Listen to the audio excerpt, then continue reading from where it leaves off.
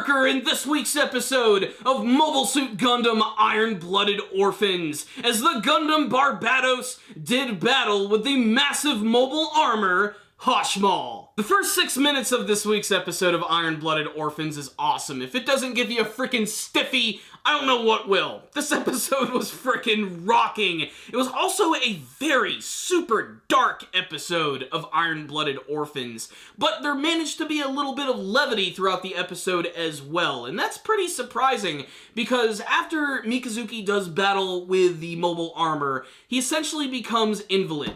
He can't even move. I think all he can move is one arm. Everything on his right side gets completely numb. He can't move anymore. There's nothing that he can do. The only way that he's actually going to have any physical movement is if he actually gets into the Gundam and actually utilizes the Alea Vijnana system. And that's really dark. It's really messed up. But there are scenes that are actually kind of funny, like the fact that Hashmal has to carry him around on his shoulder and drop him down to talk in front of people. Or the scene where he's confronted by Kudelia and Atra is so upset over this that in order for Mikazuki to have a future, she decides that Kudelia has to bear his child. It's really damned funny, and it shouldn't be with all of the crazy things that are going on here. Especially the actual relationship between Orga and Mikazuki, which is still, honestly, one of the most disturbing things from the series, because they're basically very codependent of each other, and in many ways they sort of enable each other, and they're both going down this incredibly dark and destructive path that they're never going to be able to recover from, with Orga doing every single thing in his power to advance Tekkadan and make them the king of Mars. And it doesn't matter how it's going to happen, how many deaths it's going to cause, it's all going to result in a ton of heartbreak, death, and destruction. And then you have Mikazuki, who is the exact opposite and yet still incredibly similar all at the same time, especially at the beginning of the episode when you see how he actually allows the Alea Vijnana system in the Gundam Barbatos Lupus to take over his body, which allows him to fight against this mobile armor, which is, of course, the highlight of the episode. It's just so freaking fantastic. I love it. The animation, honestly, is some of the best that we've seen from the entire series, and one of the most fast-paced and destructive Gundam battles that I've ever seen. Some of my favorite moments, like when his arms are completely gone on the actual Gundam, he still manages to punch right through the mobile armor just so that he can destroy it. He even manages to take that one massive sword which is being used by Tsurugi's mobile suit, which is basically just this giant slab of pure metal, and he actually swings it around with like one hand, which is pretty freaking incredible, just doing all of this damage against the Hashmal, which is also one of the craziest enemies that I've seen from the Gundam anime series. It fights in this really animalistic way. It resembles a bird, and it fights just like one, using its massive talons and basically just trying to constantly crush the Gundam Barbatos Lupus, which still does not falter. Even after losing large chunks of its armor, losing limbs and everything, Mikazuki continues to fly forward with this thing, damaging his body and his mind in the process. It's scary, it's exciting, and it's done with some amazing animation, and it's easily one of the most unique Gundam battles from the series. And that's just the first 5 minutes of this week's episode. There's a lot of big events going on in this one. The scene where Orga has to confront the leader of Teiwaz, McMurdo Baristan, is really tough, because he's basically saying, look, if you want me to leave the organization, here's my frickin' sake cup right here. But Baristan is not going to have it whatsoever. He still wants to keep Orga into the fold. They're still incredibly important to Teiwaz, but there's still a lot of other people who are still trying to get rid of them. And then we get to go back to Gallarhorn, which is still planning all of their evil things. Everybody's playing everyone like puppets in their very own way, with McGillis Farid still being incredibly hard to read, actually.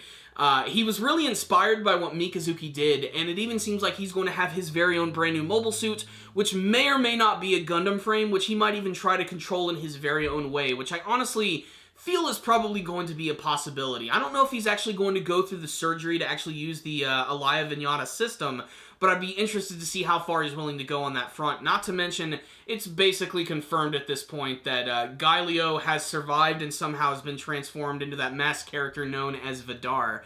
Not to mention, Gallarhorn internally is sort of like fighting with each other with all these various sides, with Rustal basically just trying to keep a low key and not be caught by anyone, and allowing Eok to take all of the blame, which Is Eok not like the worst character from this series? He's so ridiculous. He's trying to cover his ass the entire episode and letting them know that this is all McGillis Fareed's fault, even though it's completely his fault that he decided to go down there and confront him.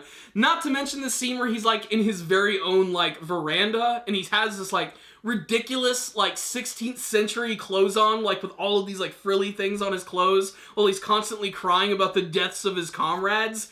He just comes across as a really spoiled brat. And I'm just waiting for that moment where someone takes a freaking like blaster to his face and destroys him when he's in a big mobile suit battle. It's only an inevitability, and even Julieta is trying to still basically be the right-hand woman of Rustal, basically trying to be his sword. So I can't wait to see how far she's going to go in order to make that happen.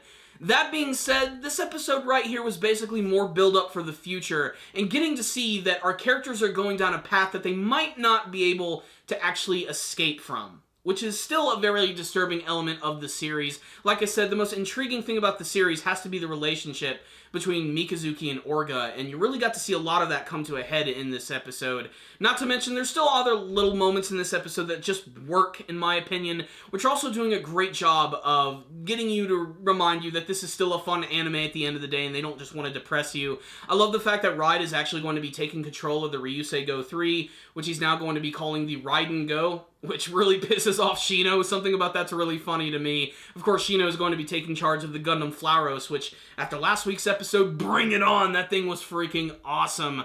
Overall, though, this was a very heavy on the political intrigue episode of Gundam, but then again, a lot of the Gundam anime series is like that. But it was still backed up by some amazing and very deep characterization, not to mention that super killer action scene at the beginning of the episode. So, what's the rundown on this week's episode? Simple. This was a perfect episode of Iron-Blooded Orphans, in my opinion, and the current arc that we just saw in the series was honestly my favorite from all of Iron-Blooded Orphans, and it was just the middle of the second season. I can't wait to see what they're going to do as we get this much closer to the end of the second season.